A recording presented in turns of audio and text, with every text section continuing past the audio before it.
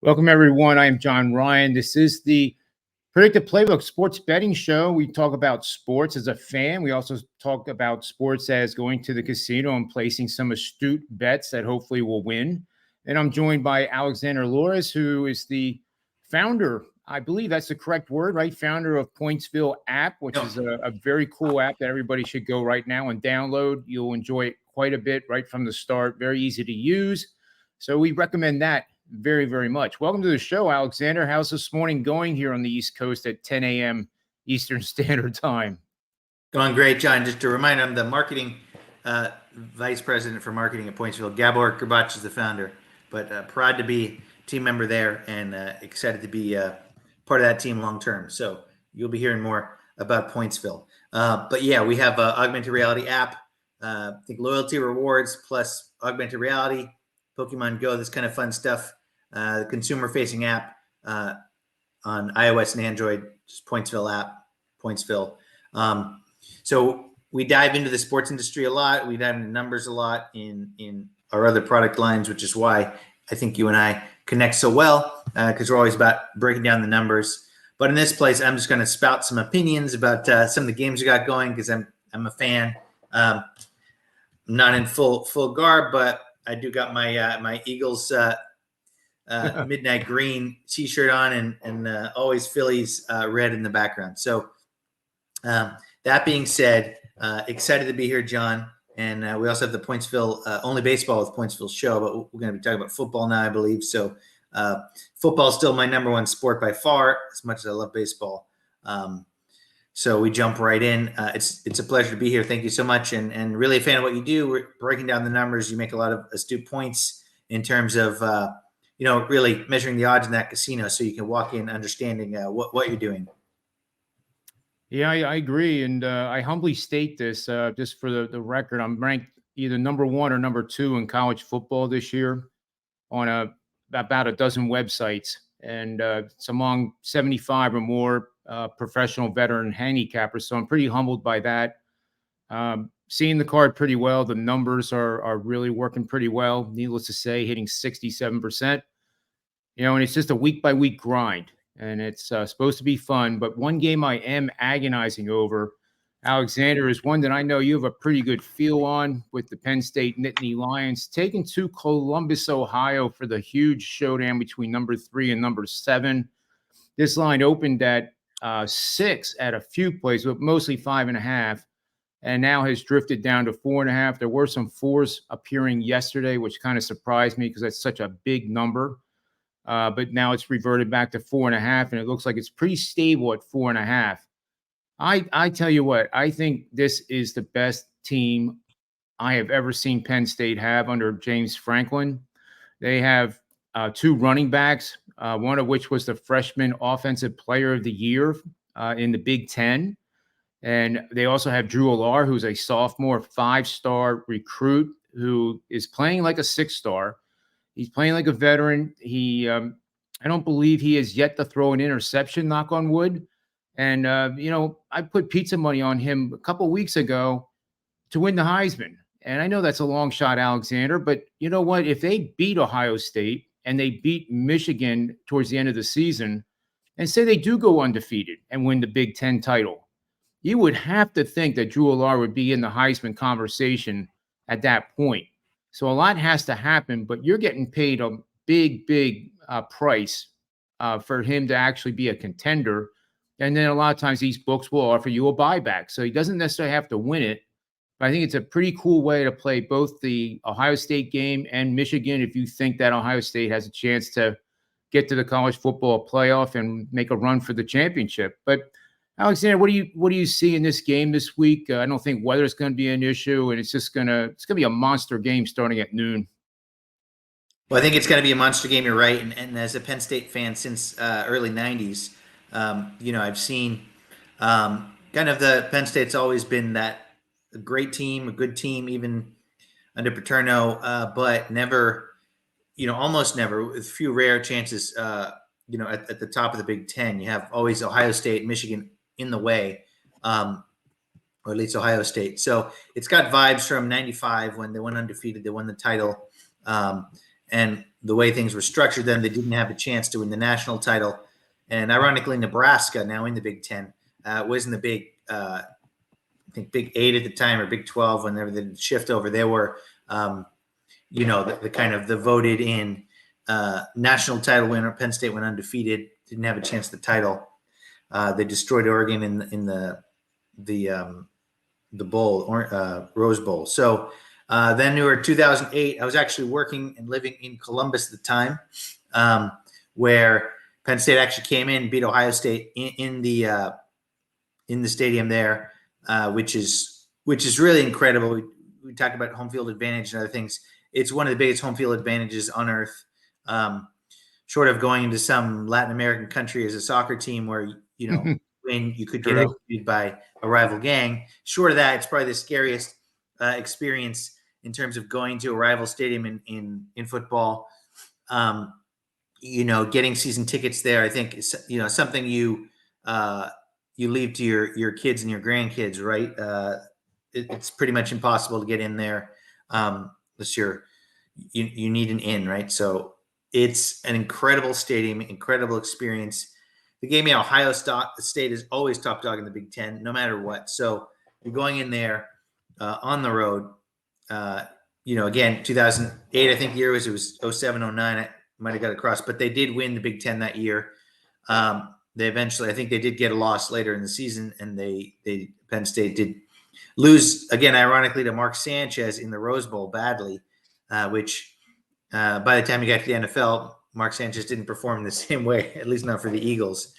So, at the end of the day, the numbers say Penn State's the better team. The problem is in college, you don't know until the teams go head to head. It's not like the NFL, not like division rivals playing each other twice a year.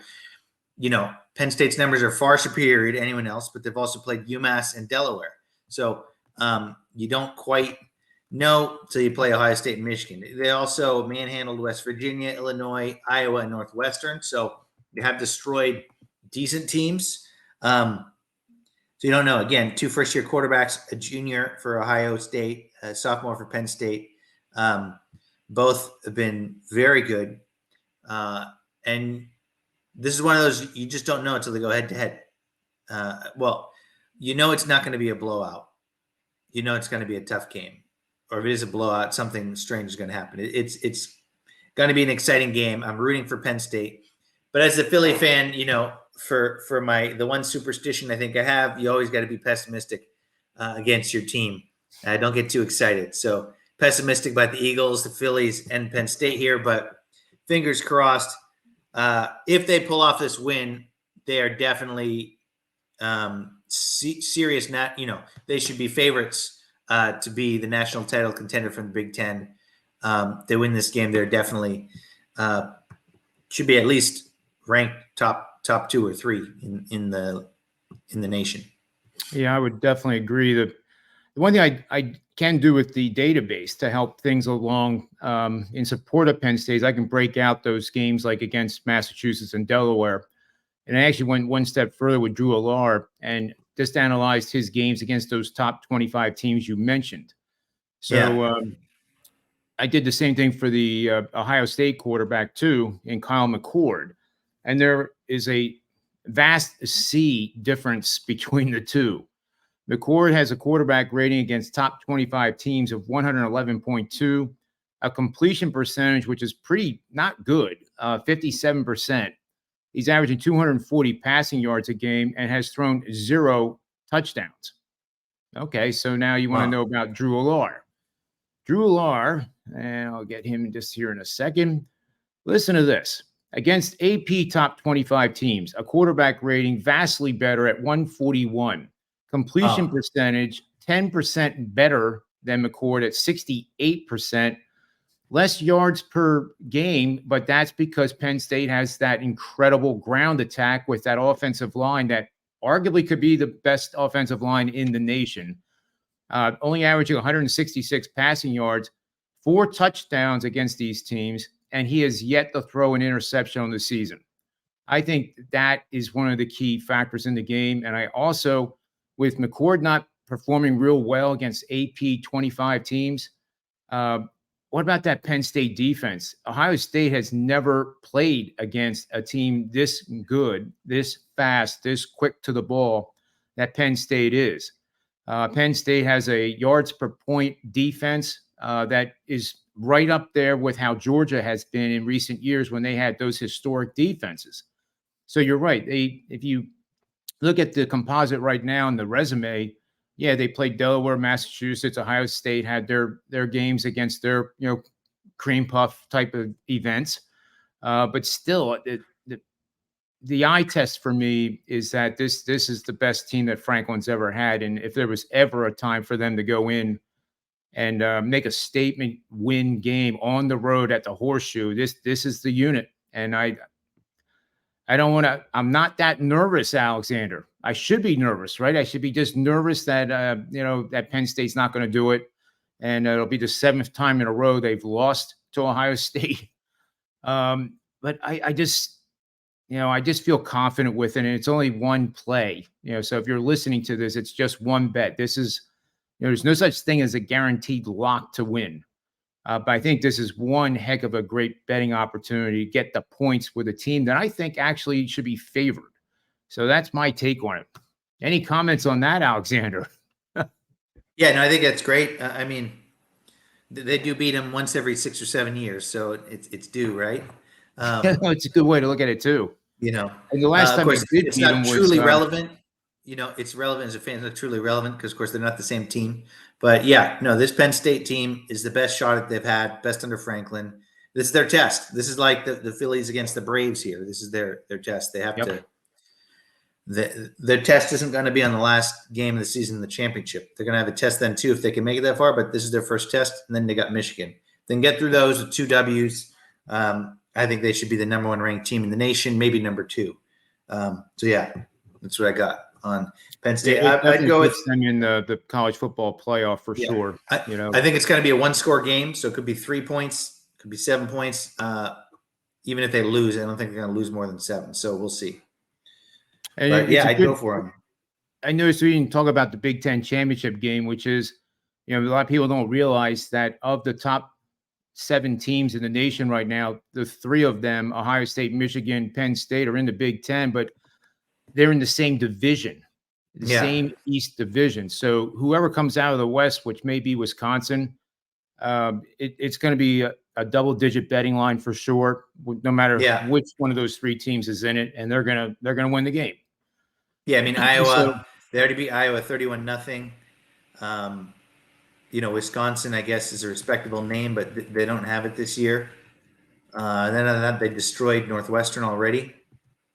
So yeah, there's not much meat on that bone from the West. And with the Pac-12 basically merging with the Big Ten, for lack of a better way to describe it, it's going to be very difficult for any team in the Big Ten conference starting next year to actually run the slate. You watched Washington and Oregon last week. I mean, they're 2 great teams too that have every opportunity to win a national championship, especially now that Washington won that game. And USC doesn't have the defense, so I kind of discount them as a contender. But UCLA, USC, Oregon, Washington in the Big Ten, it's going to be really tough for anybody to win every single matchup they have. But we're expanding to 12 teams in the playoffs, so now you're going to have a chance for even a Michigan that has 2 losses to be in the playoff, or maybe there's a team that has 3 quality losses against ranked foes that makes it in. So it's going to make it better, but it also eliminates the word student athlete, in my opinion. But that's a topic for another show. I do think it's a bit of a shame to see NFL if you want. Yeah, let's do it. You're a big Philly guy. And, unimaginable what happened in the Meadowlands. It seems like there's a lot of miracles and unmiracles or disasters in the Meadowlands with a lot of teams that go there to play. But, the Jets, I had said, were a team that I thought under Zach Wilson, if Rodgers worked with him, which apparently is the case now since he's able to hobble around after the surgery, I think it's starting to show. And he outplayed Mahomes in that matchup. They had a chance to win that game. They're at 3-3 now, but to throw an interception at that point of the game that allowed the Jets to win. I don't understand why they made the decision to allow the Jets just to walk in the end zone.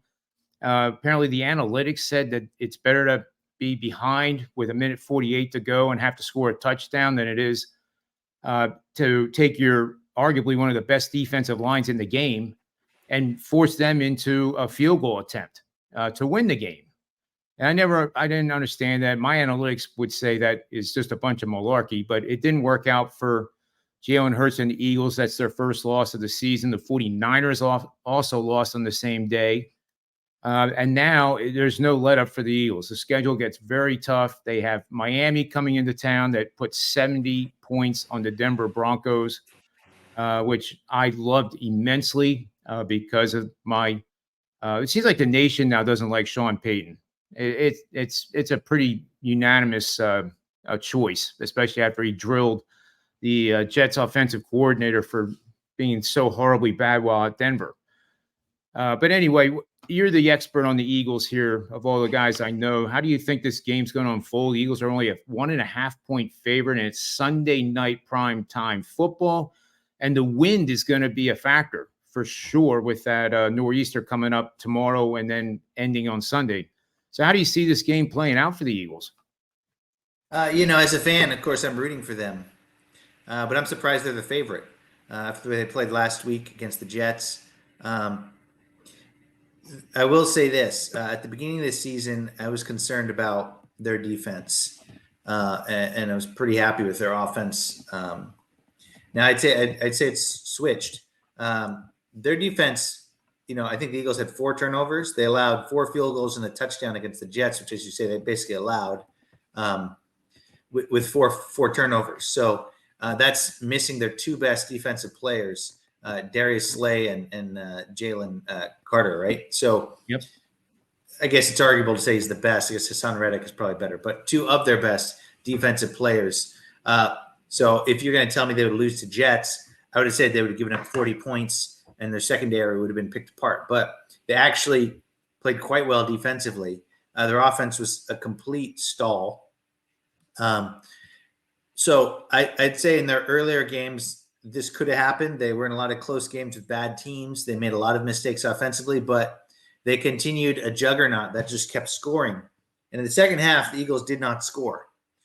Mind you, that they gave up this interception when they were ahead in the game. They could have ran off the clock and punted the ball. So they've gotten a bit too risky with their willingness to take, high-risk plays because they get away with it a lot. But their running game was terrible, which is the first time that's happened this year. They haven't had a terrible. So they also didn't go to the run enough. So I blame a lot on the offensive coordinator and the play calling. Jalen Hurts has incredible abilities as a playmaker, scrambler, fourth down, risk playmaker, but they're forcing it a bit too much, trying to lean on that as a one-trick pony. He's not a one-trick pony. He can manage the ball game. He can think on his feet. So I think they need to stop, change the offensive game plan a bit. And Hurts has got to recognize he's in a position where he is making a lot of mistakes. So it's okay to hand the ball off. It's okay to I think Dallas Goedert was injured. So getting him back, allow him to dump off 3, 4, 5, 6-yard passes a bit more often. It's okay. There were games earlier in the season where the Eagles offense was going nowhere. He couldn't make a pass. So he was making 3, 4, 5, 6-yard passes like against Tampa Bay, handing the ball off. And then, once a quarter, he drops a 40-yard bomb and he does get it. So I think the Eagles need to rely on that. I'm terrified of the Dolphins, but it's their offense I'm terrified of. And the Eagles defense is actually playing pretty good. So hopefully if they get Slay Carter back, they're at the top of their game. They have a strong defense. Denver has no defense, and they also ran up the score. It is what it is. I don't see them getting, I can see the Dolphins scoring 30 points on them, especially if Jalen throws a couple picks. But I think the Eagles win this the old-fashioned way, the way you won Super Bowls in the 80s and 90s. You got your D-line. You do your best. You got a Tua. He's like a Jalen Hurts. He's like a Mahomes. You're going to have to figure out a way to put pressure on him with a few guys and play a balanced game on defense. And on the offense, try to lean a little bit less on Jalen Hurts, and then I think he'll make a few more fantastic plays. He'll be under less pressure. Play the run game hard, and your defensive line. If you win those two battles, you win the turnover battle, you win the game. That's how I think the Eagles have to play it. I see that they could win this 35-30, 28-21. But they could also, if they make enough mistakes, it could go out of control. They could. Jalen throws 3 picks against them. I see them putting 40 points on the board, and him throwing 400 yards in a 42-28 loss. So they gotta minimize the mistakes. D-line, O-line, run the ball. If they can win those things, Jalen Hurts will be easily throwing passes he needs to on third down with open receivers. We got Julio Jones. We'll see if he's a factor, but definitely interesting by the Eagles. But that's my take. So I think the Dolphins should be the favorite. Of course, rooting for my Eagles, but it's not looking good. At the same time, it was a trap game. The Jets. Hopefully, the Eagles learn their lesson, get humbled, and then they can win this one. Otherwise, we could be seeing a painful blowout and a spiral. Because they get blown out this one, they're gonna have to get their footing at some point. Because the next 7-8 games are the toughest schedule any team has in the NFL this year. Same time, if they can win with the Jets, the way they started out. Yeah, if they can win 4 or 5 of the next 7-8 games, they're still a Super Bowl contender in my mind. Yeah, this is the beginning of the gauntlet for the Eagles, no question. They have at Washington next, and that's not a automatic win. Then they host a big one on November 5th, hosting the Dallas Cowboys. Then they're at Kansas City. Then at home versus the Buffalo Bills, home versus the 49ers. I mean, what kind of back-to-back? I mean, that's the best of the best back-to-back. I mean, that's tougher than the playoffs. It is. They no get an question. Easier chance in the playoffs. And if that's not enough, then they have to go on the road at Dallas and then at Seattle, who's playing pretty good. And then it's the Giants, Arizona at Giants to end the season. But the Giants are not they're not playing as bad as they did earlier in the season. So this is where the rubber meets the road, I guess, right? I tell you, it didn't matter because the Eagles always win at the Meadowlands, but that wasn't true last week. So we'll see.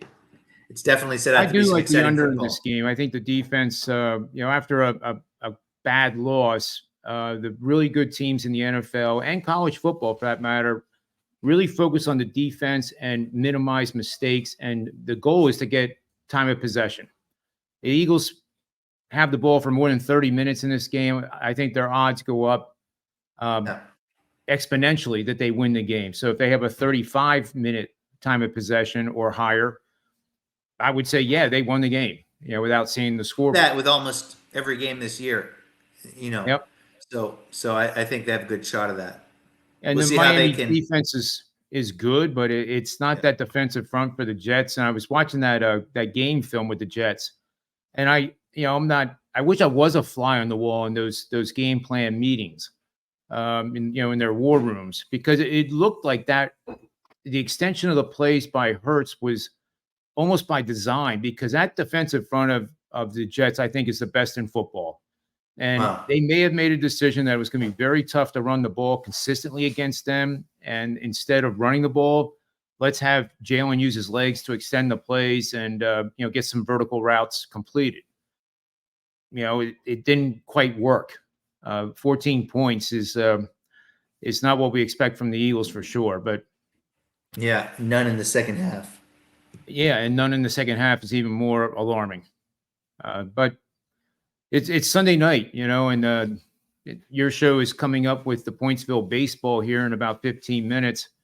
And we'll be talking about baseball there. That's a show that you got to watch, everyone, because it's a lot of fun. You can actually participate in it because it's on Spaces. You can request to talk. And it's just a really great community of people who love talking about baseball.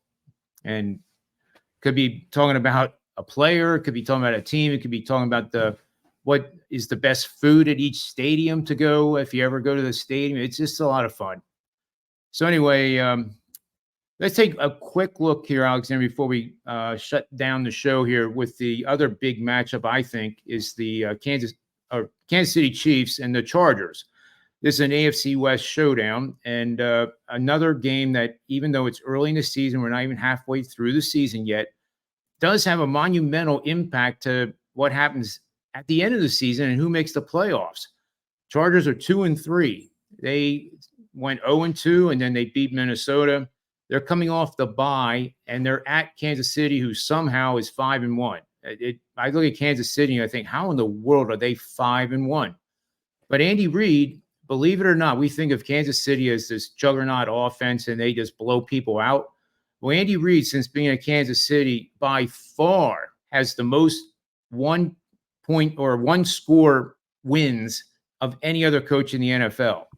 So what that means is he wins more games by 7 or fewer points than any other coach in the league. And he's been a coach of Kansas City for a long time. And before that, it was Philadelphia. So, he must like the stress of a close game because I can't figure it out myself. But they now have won a lot of games this year in 1-score events. This one probably is another one. But I do think the Chargers are the play here. And I had the Chargers to go to the Super Bowl, and I thought there was value in it. And it looks like they've turned the corner. And like I said, they're coming off the bye. They should be loaded for bear to get this win, and they're 5.5-point dogs, which I like that number because it's not 6. 6 means that the team's better by a touchdown, and then Kansas City probably is. But 5.5, I think, is a really good number, and I'll be taking the Chargers plus 5.5. What do you think, Alexander? Yeah, that's a great point. I mean, good teams find a way to win games, right? So Chiefs have played a bunch of bad games. Eagles have played a bunch of bad games. Both are 5-1. My guy, Big Red, maybe he's eaten too much in those stressful games, but he does find a way to win them. So I think from a bet perspective, that's a great point because I think it will be a close game. If it's a 3 or 4 pointer, you're going to be winning. But I'm going to have to go with the Chiefs just because, they find a way to win games. But yeah, this is the test. If the Chargers can win this one, they're playoff bound, I think, and it's a statement. And it is after the bye. So I remember Andy Reid himself, when he was Eagles coach, I believe they never lost, and they may have lost once in his 14 years in Philly after the bye. So they were pretty much a lock to win after the bye. They're refreshed. So I think this is San Diego's best chance. Similar to Penn State, right? Like if they can make it, this is a statement. There's really no challenger to the Chiefs in the AFC West right now. So it's not the Broncos or Raiders. So the Chargers can step up. They can do this. So it's going to be a good game. Be interesting to see if, Chiefs make a lot of mistakes. They go slow on offense. If it'll finally cost them like it did the Eagles last week. Yeah, and the schedules aren't easy for either team going forward. But I think you're absolutely right. I think this is the pivot game for the Chargers. They get to 500, and then they start playing like we expected them to play.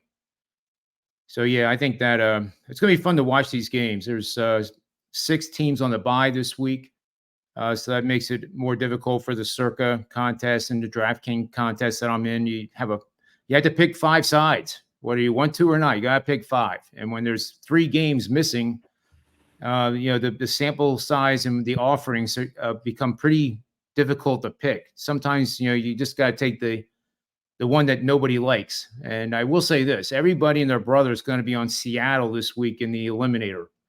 And I have 2 entries remaining. And I assure you, I'm not going with Seattle. And it's, the Eliminator is very tough to win. You're basically going essentially 20 weeks, 18 weeks of doing a money line parlay and being right on 20 legs.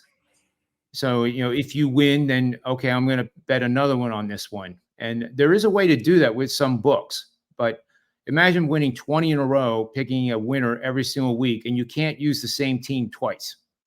That's difficult. It's a challenge. So it'll be interesting to see if I'm right about the Seattle. And of the 10,000 roughly entries in the Circa Eliminator, there's only 1,800 left. And this is week 7.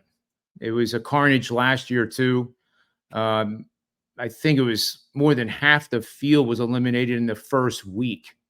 And I can't remember who the upset was, but it was a big one, and it took out more than half the entries.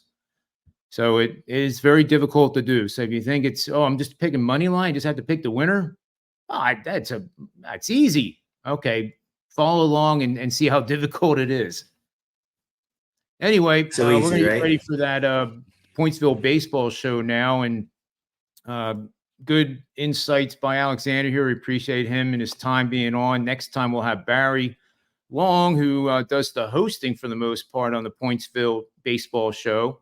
And if nothing else, I have some really good analytics to share on the Pointsville baseball show coming up, and put all the fears that the Philly fans have, especially the commentators on WIP who think that the world is coming to an end now. And I'm going to put you all to ease that you don't have to worry. Everything's just going to be fine. So thanks for being on the show, Alexander. Until the next time, bet with your heads, not over it, and may all the wins be yours. Thank you, sir.